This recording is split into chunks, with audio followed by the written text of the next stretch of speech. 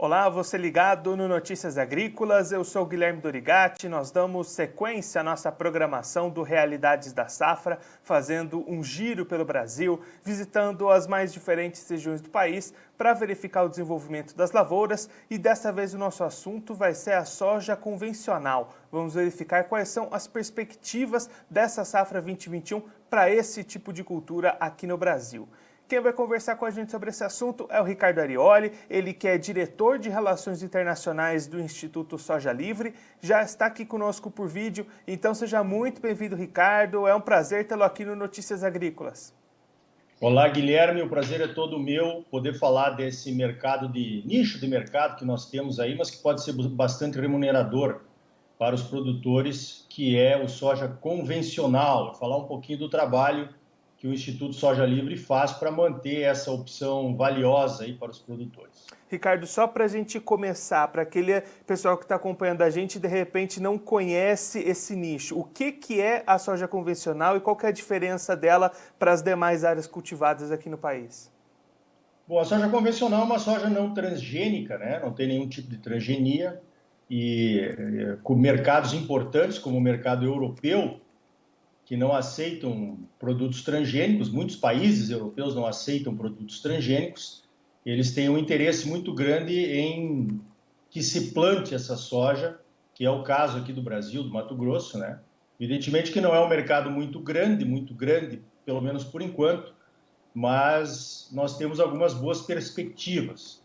Só para você ter uma ideia, por exemplo, nós estamos falando aqui da Europa, que é um mercado hoje que praticamente nós vendemos para ele, né, essa soja convencional, mas também nós temos, por exemplo, a Índia, que também não permite a importação de transgênicos, mas que ainda não começou a importar soja de vez em quando, conforme o clima corre lá, inclusive a Índia é um exportador. E também temos a China, que a soja que é utilizada no mercado interno da China para consumo humano, ela não pode ser transgênica. A China produz aí 12, 15 milhões de toneladas, dependendo do ano, para consumo interno, né, para consumo humano. Os produtores chineses produzem esse volume e, claro, a China está aumentando o seu consumo interno também, em virtude do crescimento econômico. E com certeza vai ser um mercado que vai se abrir para o soja convencional também dentro de pouco tempo. Então, basicamente é isso. Soja convencional é um soja não transgênico que alguns países demandam que sejam importados, que essa soja então seja importada para poder atender o seu mercado interno. E aí, Ricardo, quais são as perspectivas para essa safra 2021 aqui no Brasil? Qual é o tamanho de área esperado de cultivo da soja convencional, até se a gente comparar com o que foi cultivado na safra passada? Bom, nós temos um problema que eu preciso relatar antes de entrarmos nos números, que é a falta de um contrato antecipado pelo prêmio dessa soja. Essa soja convencional, ela é vendida para o mercado europeu, por ser um nicho, ela tem um prêmio de mercado que os europeus pagam pela nossa soja convencional. Esse prêmio, ele varia muito ano a ano, e isso determina o plantio do próximo ano. Se os produtores que plantam a soja convencional, na hora de vendê-la, eles não têm um prêmio remunerador, mais ou menos aí na faixa de $2, entre 2 e 3 dólares por saco, ok? 30, 40 dólares por tonelada, isso aí desestimula o plantio da soja convencional. Daí é uma cadeia, né? Uma tal da espiral que a gente fala. Se o produtor não tem estímulo para plantar, porque não teve o prêmio, ele não vai comprar semente. Se ele não comprar semente, o sementeiro fica com a semente da soja convencional sem vender, e isso é um desestímulo ao sementeiro para produzir as variedades convencionais, então ele vai produzir menos variedades convencionais no ano seguinte, e quando volta essa demanda mais forte, sinalizada através do prêmio, né, um prêmio melhor, como vai acontecer agora na safra 2021, o prêmio deve vir bem forte, porque a área plantada e a produção diminuíram bastante, não tem semente suficiente para atender o mercado. Então, é um efeito serrote, um efeito sobe e desce, digamos assim, né? Nós aí no Instituto Soja Livre, a gente luta por um contrato de prêmio, onde então os interessados europeus poderiam oferecer um determinado prêmio pela soja convencional, e isso garantiria uma boa remuneração para os produtores, e isso com certeza... e depois se vende a soja baseada no Chicago, né? Agora Chicago não está mais baseando o mercado, mas enfim, no mercado como normalmente se vende, mais o prêmio pela soja convencional. Então, esse ano agora de 2021, nós devemos ter uma oferta mais reduzida de soja, né? Veja só que nós produzimos aí, para vocês terem uma ideia, o Brasil esse ano produziu 120 milhões de toneladas de soja, sendo que 5 milhões foram de soja convencional. O Mato Grosso é o maior produtor de soja convencional, produziu aí 2 milhões de toneladas, entre as 35 milhões praticamente de toneladas que nós produzimos nessa última safra. Isso aí é para a próxima safra, nós devemos ter uma queda.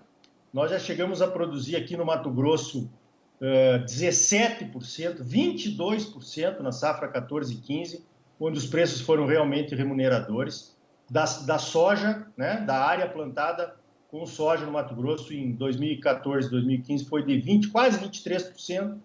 Agora, para a próxima safra, nós devemos cair para 6%, por conta dessa falta de interesse dos produtores em função do prêmio. Agora o prêmio subiu. O pessoal está procurando adoidado aí pela soja convencional, não tem mais, né? Já foi tudo vendido.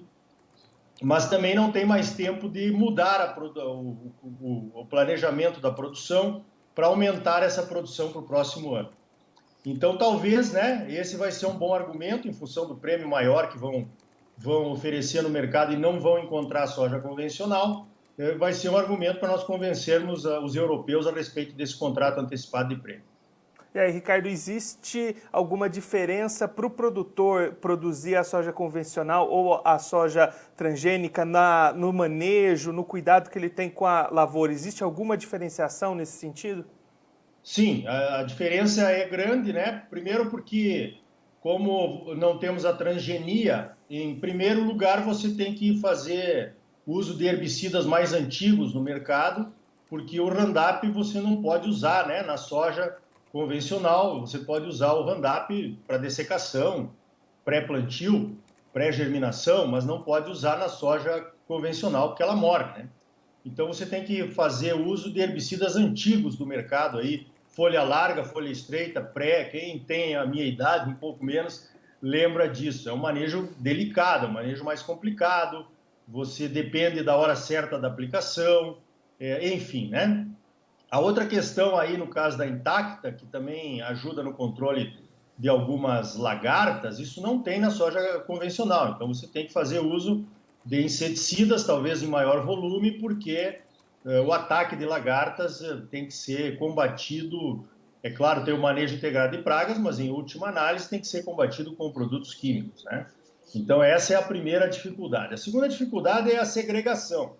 Você não pode ter mistura, então tem que limpar a colheitadeira, tem que limpar a moega, tem que ter um armazenamento individualizado, segregado, para não ter a contaminação. Existe um limite máximo de contaminação. Isso complica todo o manejo na propriedade, né? Porque não é todo mundo que tem essa estrutura para poder manter essa soja por muito tempo num silo exclusivamente para ela, para vender esperando o preço. Então, por isso que esse contrato do prêmio de soja convencional, que a gente briga por ele no Instituto Soja Livre, poderia resolver um monte de problemas. A semente também, né?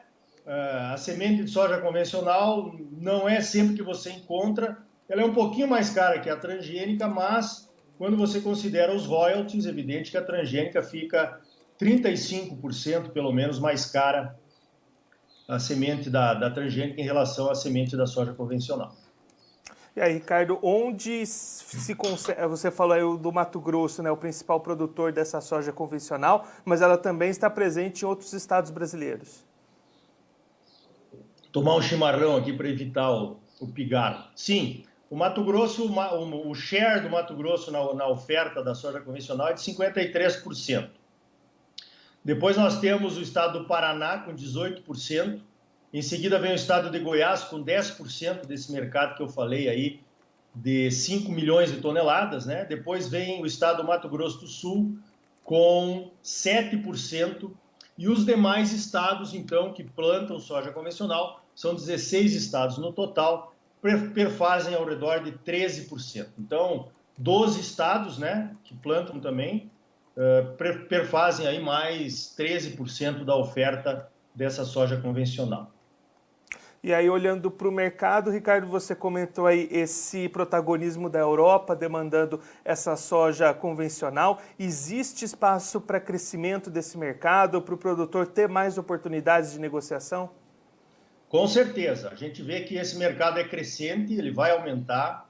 E nós temos tentando melhorar nossa comunicação com esse mercado lá na Europa, para dizer para eles que eles não precisam pagar muito caro pelo prêmio, pela soja convencional, como vai acontecer agora no ano que vem, desde que nós tenhamos um contrato que seja remunerador para o produtor brasileiro, um contrato de prêmio, porque para eles também é ruim, né? Um ano eles pagam barato porque tem soja sobrando, no outro ano eles não encontram a soja, tem que pagar muito caro ou ficar sem a soja, porque não encontram. Então tem que ter um acerto aí entre as duas pontas, né? O produtor brasileiro e o mercado comprador lá da Europa, para a gente conseguir acertar isso e ficar bom para todo mundo. A outra questão é a China. Nós temos recebido no Instituto Soja Livre várias sondagens de exportação de soja convencional para a China. Nós temos medo da China, porque a China ela não tolera nenhuma contaminação. A contaminação lá na China é tolerância zero, quando alguns mercados chegam até 1%, 0,5% de contaminação. Então, nós teríamos que negociar, porque uma vez que a soja chegue na China, ela já tem que sair daqui com os testes todos feitos para não chegar lá e eles mandarem de volta, né?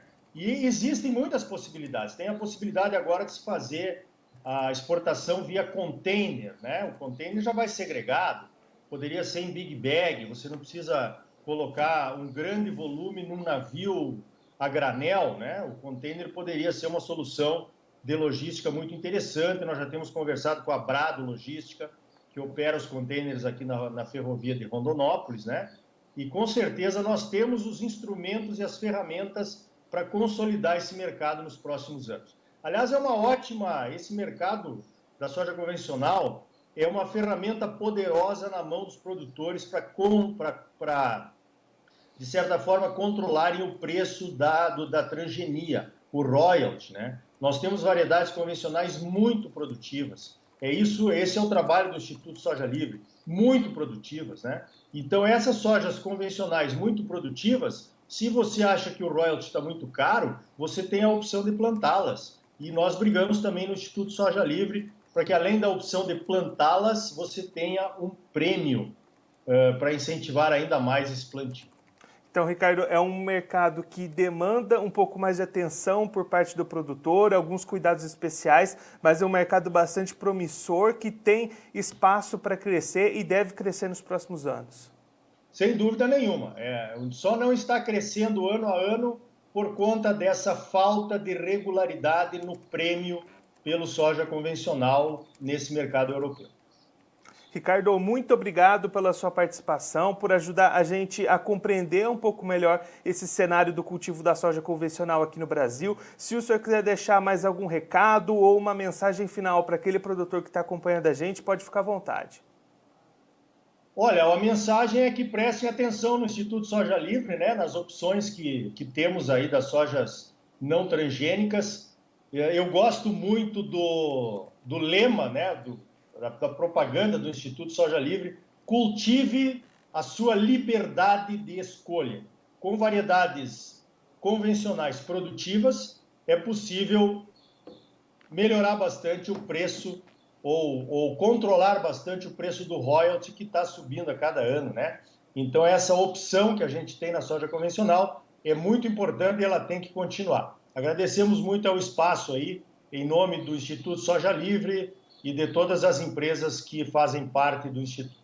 Ricardo, mais uma vez, muito obrigado. A gente já deixa aqui o convite para você voltar mais vezes e seguir contribuindo conosco e com todos os produtores do Brasil. Muito obrigado. Será um prazer. Até a próxima. Esse, o Ricardo Arioli, ele que é diretor de Relações Internacionais do Instituto Soja Livre, conversou com a gente para traçar um panorama do atual cenário do cultivo da soja convencional aqui no Brasil. A soja convencional é aquela que, diferentemente das outras cultivares, não possui elementos transgênicos, não possui a transgenia nas suas sementes. O Ricardo destacando que as principais diferenças para o produtor ficam por conta do manejo, ele precisa ter uma série de cuidados especiais, não são todos os tipos de defensivos que podem ser utilizados nesse tipo de soja, então ele precisa ter uma atenção a mais no momento da aplicação, no tipo de produto aplicado e também na logística para venda. Essa soja não pode ser misturada com outros tipos de produção, outros tipos de colheita, precisa ficar sempre separado até a entrega para não haver nenhum tipo de contaminação. Ricardo destacando que a expectativa para esse ano aqui no Brasil é uma redução na área e também na produção. A soja convencional, que na safra passada foi produzida aí teve uma produção de 5,1 milhões de toneladas em 1,5 milhão de hectares. A expectativa nesse ano é uma redução em função do grande problema desse mercado. O Ricardo destacou para a gente a constância do prêmio recebido pela soja convencional na hora de entrega nos mercados, principalmente o mercado europeu, que é o principal consumidor desse tipo de soja. O Ricardo explicando para a gente que em anos em que esse prêmio é um pouco abaixo do esperado, isso desestimula o produtor a cultivar no próximo ano, daí no próximo ano tem menos produção, o prêmio sobe, estimula novamente e fica nesse ciclo. A luta do Instituto Soja Livre é para que haja uma padronização desse prêmio, haja um contrato para esse prêmio, para manter o estímulo do produtor, manter a rentabilidade do produtor nesse cultivo, para ir crescendo cada vez mais esse mercado. Ricardo destacando o papel predominante da Europa nas importações dessa soja convencional brasileira, mas também a Índia aparecendo de vez em quando levando alguma coisa e a China querendo entrar nesse mercado também, a China que é um problema um pouco além do produtor, já que o nível de contaminação exigido pelos chineses é zero, enquanto outros mercados ficam ali entre 0,5% e 1%. Então, os chineses entrando nesse mercado, uma possibilidade grande de crescimento para o cultivo da soja convencional aqui no Brasil, precisando realmente resolver essa questão do prêmio. Essa é a luta do Instituto Soja Livre junto aos mercados consumidores aqui do país. Bom, eu fico por aqui, mas a nossa programação continua, então fique ligado no Notícias Agrícolas.